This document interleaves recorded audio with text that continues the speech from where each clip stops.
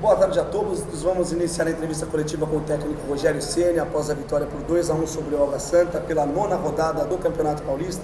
Primeira pergunta, repórter Ivan Drago, Rádio Transamérica. Rogério, você perdeu para a partida de hoje mais 2 jogadores com problemas musculares, Alisson e Diego Costa. Você está preocupado com esse tipo de lesão mesmo rodando o grupo? Quais os atletas requerem mais cuidados nesse momento? Boa tarde. Coincidentemente, os atletas que sentiram foram os atletas que mais jogaram nos últimos jogos, né? Tinham 3 jogadores que a gente se preocupava, Diego, Alisson e Sara. Sara ficou de fora hoje, entrou só na segunda parte do jogo. E o Diego, que teve uma sequência de jogos, junto com o Alisson, que vem jogando a maioria dos jogos. É o que eu tento explicar, que se você colocar o mesmo time em sequência, você começa a ter grande chance de lesão. Eles treinaram 10 minutos ontem e infelizmente sentiram desconforto. Vão fazer uma avaliação melhor durante essa semana para ver qual é a gravidade, se vai precisar ficar algum tempo fora ou quem sabe já possam estar presentes no jogo contra o Corinthians. Marcelo Lima, Rádio Energia 97. Boa tarde, Rogério. Hoje foi um jogo em que o resultado foi mais importante do que o desempenho, que não foi dos melhores? Bom, o desempenho, todas as vezes que eu vim responder, eles nunca são dos melhores em nenhum jogo. Hoje, de fato, acho que a gente não rendeu tanto, principalmente no segundo tempo, não conseguimos render, mesmo trocando os 4 homens de frente de uma vez e tentando dar mais energia. Nós não conseguimos tanto finalização no segundo tempo, uma equipe também jogou bem fechada, muito alta, né? Boa na bola aérea. Hoje o resultado ele era importante para assumir a primeira colocação do grupo, conseguimos esse objetivo, mas em matéria de qualidade, de ser um jogo vistoso, ele deixou o primeiro tempo ainda com algumas coisas boas, o segundo deixou um pouco a desejar. Márcio Torvano, Rádio 105 FM. Rogério, seu próximo adversário vai ser o Corinthians, que agora é comandado por um técnico português. O que você acha de ser o único brasileiro entre os treinadores dos 4 grandes de São Paulo? Eu lamento, acho que tem ótimos treinadores no Brasil, mas também cada clube logicamente faz a contratação, o mercado é livre, tanto de ir e vir. Um dia nós também vamos poder, quem sabe, ocupar um mercado estrangeiro novamente. Eu acho que é um movimento de mercado natural, a vinda dos estrangeiros, e por mais que, claro que a gente queira, né, tem amigos e ótimos treinadores que eu conheço que poderiam exercer essa função em outros grandes clubes, infelizmente vai ser necessário esse momento, essa onda de treinadores de fora vir, até que o fracasso exista também e volte-se a pensar nos treinadores daqui do Brasil.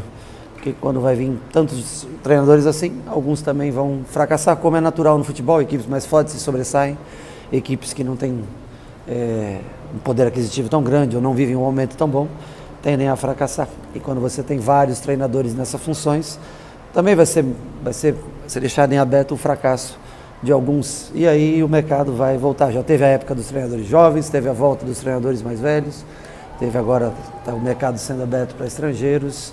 E faz parte do mercado, a gente tem que encarar dessa maneira. Eduardo Afonso, canais ESPN. Rogério, foram poucos minutos, mas o que você poderia falar sobre a estreia do Andrés Colorado e, se possível, sobre o Moreira? Bom, sobre o Andrés, ele vai precisar ainda de uma adaptação. Ele chegou, fez 4 treinamentos comigo só. É um jogador características que eu gosto, bom passe, pode ajudar muito em bolas aéreas, tanto que a disputa, se eu não me engano, do segundo gol é ele quem ganha, né, a disputa na bola.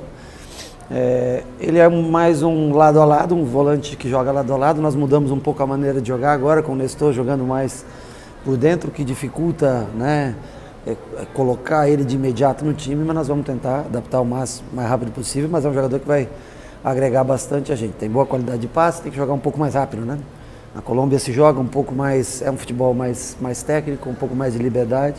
Aqui não, o futebol é mais pegado, mais rápido, então ele vai ter que também se adaptar na velocidade de passe, mas é um bom reforço pra gente. Moreira, eu vi o Moreira jogar logo quando eu cheguei no São Paulo Sub-20, São Paulo e Flamengo, não sei que fase era do Campeonato Brasileiro, se eu não me engano, Copa do Brasil, não sei, um mata-mata, acho que era semifinal, se eu não me engano. E gostei muito do Moreira quando eu fui lá em Cotia, vi vários jogadores, né? O Caio foi um dos meninos que eu gostei bastante naquele jogo, fez gol, até foi 1-0 São Paulo. E me impressionou muito o Moreira pela regularidade, um jogador bem equilibrado, 50-50, sabe apoiar bem, mas sabe defender bem, ambidestro, inteligentíssimo, um menino que tem desejo de vencer, gosta de treinar, gosta de escutar, gosta de aprender.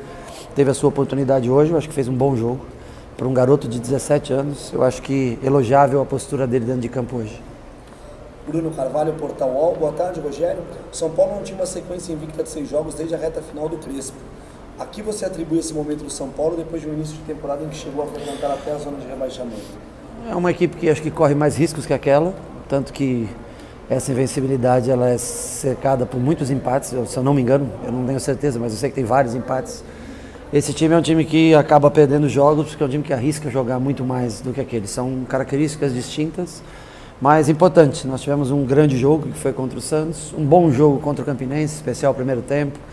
E também tivemos oscilações, como o segundo tempo de hoje, que não foi bom, como o segundo tempo da Campinense, que caiu um pouco de intensidade, depois de 16 finalizações no primeiro tempo. Mas eu acho que é importante para dar confiança, assumir, né, essa primeira posição. São mais 4 jogos e nós vamos precisar de pontos.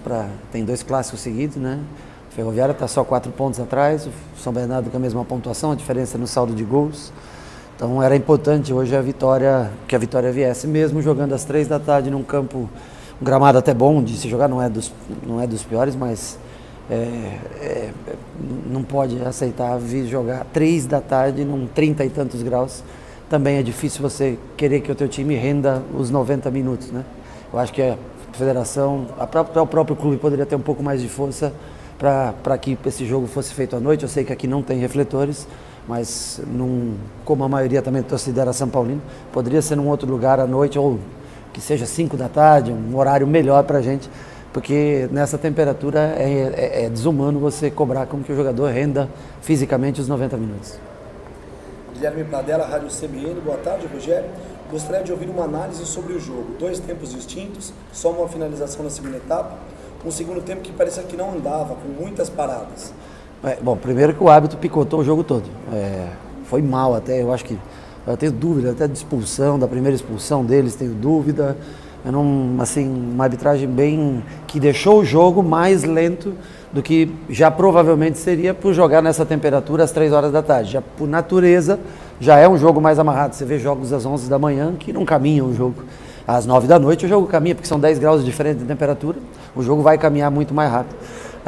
Então, assim, muito picotado o jogo, com faltas inexistentes para os dois lados, não é nem reclamando a nosso favor, não.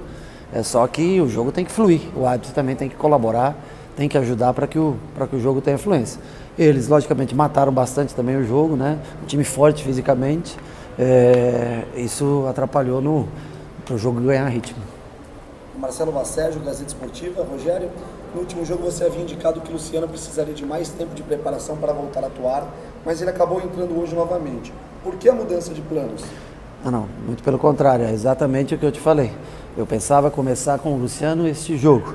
Devido ao que eu vi no jogo contra o Campinense, eu resolvi novamente manter o Luciano no banco e dar minutos para ele. O que eu não posso é querer 90 minutos dele agora, porque eu acho que todos podem, é claro, não discuto aqui a qualidade técnica do Luciano, mas que ele ficou muito tempo parado e é necessário que ele vá se adaptando, entrando 20 minutos, 30 minutos, né, dessa maneira. Eu fiz as 4 trocas porque eu achava que poderia dar uma intensidade maior ao jogo. O time também se fechou mais, o Água Santa se fechou mais e nós não conseguimos dar um ritmo maior na partida devido também à temperatura no dia de hoje. Mas o Luciano teve seus minutos que eu quero pôr para o Luciano para jogar, mas eu preciso dele bem fisicamente. Enquanto não tiver, é difícil colocar mais minutos do que ele está tendo. Osmar Garrafa, TV Gazeta. Rogério, nos 2 clássicos já existe a possibilidade de um rodízio menor na equipe titular? Não sei, cara, não sei. Essa é uma coisa que a gente vai analisar na volta dos jogadores e treinamento durante a semana, ver o desgaste. Como eu te falei, os jogadores que vêm jogando em mais sequência somos mais propícios à lesão e tudo que nós não queremos é perder jogador por lesão muscular. Então, não consigo responder, eu não tenho a resposta para você nesse momento, lamento. Felipe Ruiz, TV Globo. Rogério, boa tarde.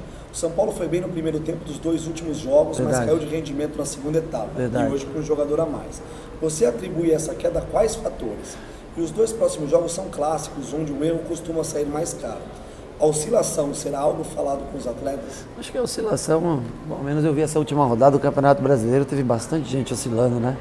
Eu vi bastante time favorito empatando jogos e não vejo assim, não vejo como o São Paulo tão diferente dos demais clubes no Brasil, ou da grande maioria dos clubes no Brasil. Sobre a primeira parte da pergunta, desculpa.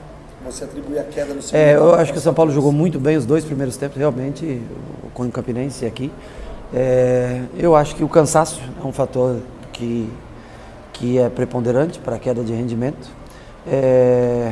E as equipes que se fecham bastante tiram a tua velocidade de jogo. Nós já por natureza não somos um time veloz, somos um time de construção, não temos essa característica de velocidade. E nós temos que construir jogo e às vezes o espaço, o gramado quando não é um Morumbi, uma Vila Belmiro, por exemplo, onde o jogo flui mais rápido, com mais velocidade, a gente sofre um pouco mais. Temos que realmente melhorar os nossos segundo tempos de uma maneira geral. Em quase todos os jogos nós jogamos melhor a primeira parte. Leonardo Lourenço, GE. Globo. Rogério, boa tarde. Apesar da preocupação em trocar jogadores a todo jogo para evitar desgaste, já são 4 atletas com lesões musculares sofridas após o início da temporada. São casos específicos, isolados ou algum motivo mais amplo para isso? Na minha opinião, são casos específicos. Patrick, muito tempo parado, não estava pronto para começar a jogar. Teve uma lesão já no segundo jogo, vai precisar de um período maior de treinamento para não ocorrer novamente. E não é coincidência, os jogadores que têm mais minutagem são os mais suscetíveis à lesão. Como eu já falei, acho que eu respondi antes, o fato do Sara não iniciar hoje o jogo, o Alisson, que não iria iniciar o jogo hoje, infelizmente teve um incômodo, não sei a gravidade ainda, assim como o Diego, jogadores que vêm jogando mais jogos seguidos. Muita viagem, você vai lá nós vamos lá para Paraíba, voltamos, viajamos a madrugada inteira, aí é um jogo puxado de novo 3 da tarde com essa lua. Então nós temos que ter cuidado para que os jogadores entendam suas funções e que a gente não prejudique o time pro ano como um todo. Não pensar só nesses primeiros meses e sim pensar no ano como um todo. Lili Nascimento, Record TV. Rogério, como você enxerga esses episódios de violência que aconteceram recentemente de torcedores contra jogadores, como os ocorridos com os ônibus na Bahia e no Grêmio? Reflexo do que é a sociedade no nosso país, reflexo do que é a educação no nosso país. Se tivéssemos talvez uma classe bem unida, parava tudo.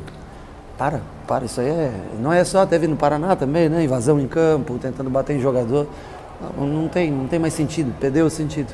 Mas como nós não temos tanta coesão e sindicatos tão fortes também, nós, infelizmente, a gente vai tocando a vida.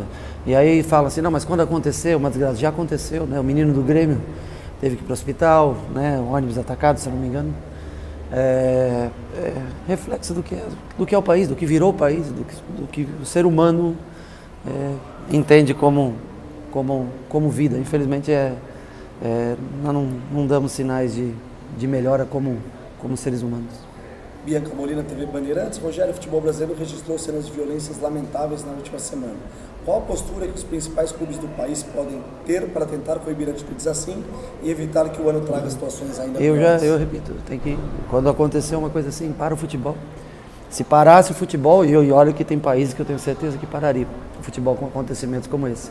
Mas como não para e tudo segue, como muitos clubes também endividados e já toca-se da maneira que for possível, né?